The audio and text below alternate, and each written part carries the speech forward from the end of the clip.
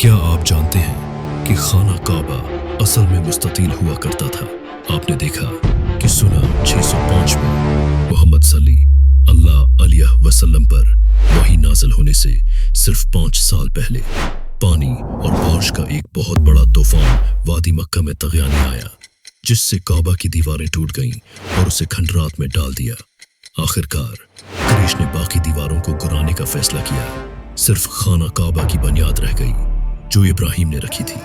और अगरचा इस वक्त कुरैश काफिर थे, लेकिन सरदारों ने पहचान लिया कि काबा मुकद्दस चीज है और इसलिए उन्होंने उसकी दोबारा तामीर का अहद किया कि वह सिर्फ इस बेहतरीन मौत से तामीर करेंगे जो वह तलाश कर सकते थे और सिर्फ हलाल आमदनी से उसके लिए फंड फ्राहम करेंगे। और उसी वक्त खबर आई कि बाज़ंतीनी जहाज जद्दा के साहिल पर गिर कर तबाह हो गया है, सिर्फ 2 दिन की मसाफत पर। इस वक्त बाज़ंतीनियों ने इक्सम के ईसाइयों के साथ इतिहादी थे। वह सल्तनत जहां से नजाशी था और उन्होंने बाज़ंतीनी महल्लात में तरबियत याफ्ता कारीगरों के साथ महंगे संगमरमर और लकड़ी से भरा जहाज भेजा था। इनका मिशन इक्सम के बादशाह के लिए एक बड़ा चर्च बनाना था, लेकिन जब एक तूफान जहाज से टकरा गया तो अमला जहाज तबाह हो गया और अब उन्हें घर वापसी का रास्ता तलाश करने के लिए अपना सामान बेचना पड़ा। कुरैश ने इस मौका से फायदा उठाया और बाज़ंतीनी लकड़ी और पत्थर का इस्तेमाल करते हुए खाना काबा की तामीर में मदद के लिए एक कारीगर की खदमात हासिल की। लेकिन सिर्फ एक मसला था, कुरैश काबा की मुकम्मल तामीर के लिए काफी हलाल रकम के साथ आने से कासिर थे और इसलिए उन्होंने उसका कुछ हिस्सा बनाने और बाकी को बाद में मुकम्मल करने का फैसला किया। और इस तरह उन्होंने हजर अस्वद के कोने और यमनी कोने से शुरू किया, दूसरे 2 कोनों तक दीवारें बनाते रहे, यहाँ तक कि काबा ने आखिरकार एक मुरबा की शक्ल इख्तियार कर ली।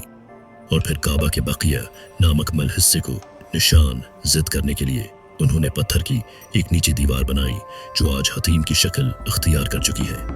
हतीम के अंदर वो इलाका काबा है और यही वजह है कि जब आप काबा का तवाफ करते हैं तो आपको हतीम के गर्द भी तवाफ करना पड़ता है। रसूल अल्लाह सल्लल्लाहु अलैहि वसल्लम दरहकीकत काबा को दोबारा मुस्ततील बनाने के लिए दोबारा तामीर करना चाहते थे, लेकिन आपको डर था कि उससे मक्का के लोगों के दिलों में शकूक पैदा होंगे जिन्होंने हाल ही में इस्लाम कबूल किया था। और इस तरह ये तब से एक क्यूब ही रहा, सवाए ये कि मुकम्मल तौर पर सच नहीं है। आपने देखा 680 में पहले उमवी खलीफा की वफात के बाद खिलाफत को जानशीनी के बहरान में डाल दिया गया। एक तरफ खलीफा के बेटे यजीद अव्वल ने अपने दाराल हुकूमत दिमश्क से खिलाफत का दावी किया, दूसरी तरफ अब्दुल्ला इब्न ज़बीर नामी एक सहाबी ने मक्का से खिलाफत का दावी किया। पहले तो दोनों फरीकीन ने मुज़ाकरात के जरिए सूरत-हाल को हल करने की कोशिश की, लेकिन तअत्तुल का सामना हुआ और बलाखिर दोनों फरीकों ने जंग पर इकसाया। यजीद ने 683 में हरमीन शरीफीन पर कब्जा करने के लिए एक लश्कर भेजकर मक्का को मुहासरे में ले लिया।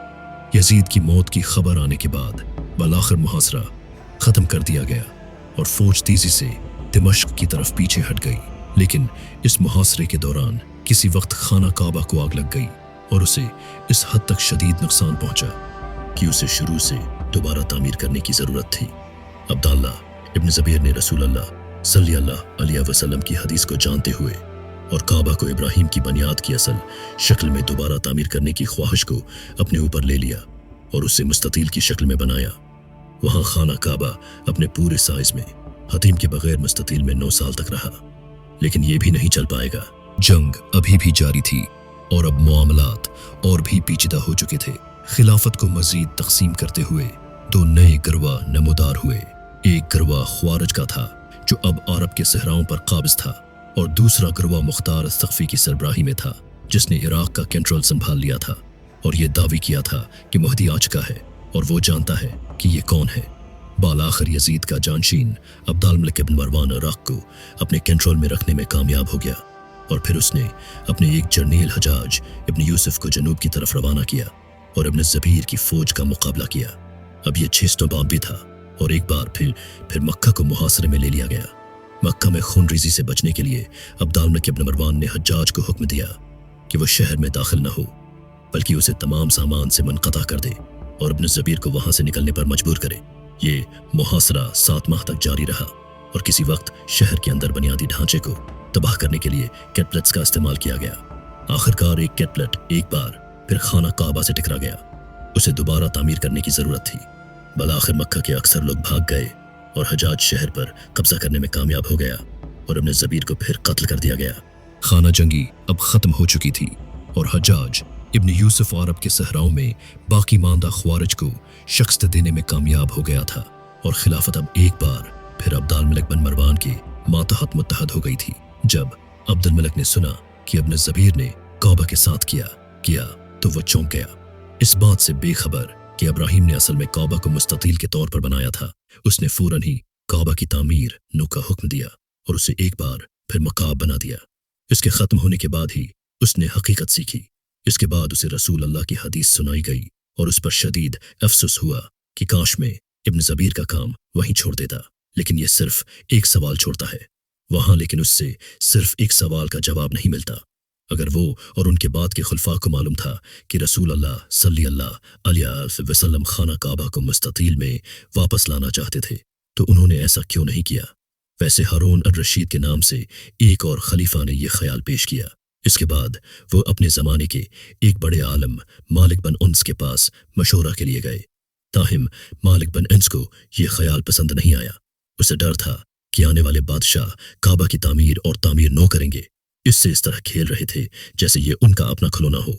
लोगों की नज़रों में उसकी हुर्मत खत्म हो जाएगी और उसके बाद से काबा एक चौक बना हुआ है जिसमें हतीम की गमिश्ता दीवारों को निशान जिद किया गया है।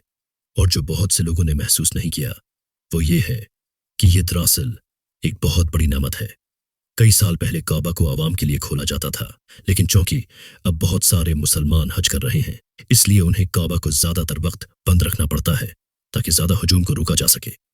लेकिन चूंकि खाना काबा का वो हिस्सा अभी तक खुला है इसलिए आप हतीम के अंदर रहकर काबा के अंदर नमाज पढ़ सकते हैं। आखिर ये काबा है, बगैर छत और दीवारों के